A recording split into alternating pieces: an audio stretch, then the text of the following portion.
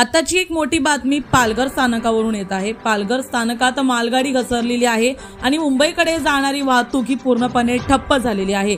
स्टीलच्या कॉईल वाहून नेणारी मुंबईकडे जाणारी मालगाडी ही पालघर रेल्वे स्थानकाच्या लगत घसरल्याने मुंबईकडे जाणारी रेल सेवा ही ठप्प झालेली आहे। स्टील कॉईल वाहून नेणारी मालगाडी सायंकाळी 5:08 पालघर रेल्वे स्थानकात प्रवेश करताना या मालगाडीचे गार्डच्या डब्यासह अखेरचे 6 डबे घसरलेले आहेत। त्याबरोबरीने या मालगाडीच्या डब्यावर असणारे अवजड कॉईल लगतच लूप लाईन वर पसरल्याने पालघर रेल्वे स्थानकात असणारे रेल्वे लाईन क्रमांक 2, 3 व 4 वरील सेवा खंडित करण्यात आली आहे। त्याचबरोबरीने अप दिशेच्या विद्युत वाहिनी नादुरुस्ती झाल्या असून पुढील किमान 4 ते 5 तास या मार्गावरील वाहतूक बंद राहण्याची शक्यता आहे। दरम्यान मुंबईकडून गुजरात दिशेने जाणारी वाहतूक सुरू असून धीम्या गतीने या मार्गावरून गाड्या सोडल्या जात आहेत। तरी देखील दुरुस्तीचे काम हाती घेतल्यानंतर या वाहतुकीवर देखील परिणाम होण्याची शक्यता वर्तवली जाते।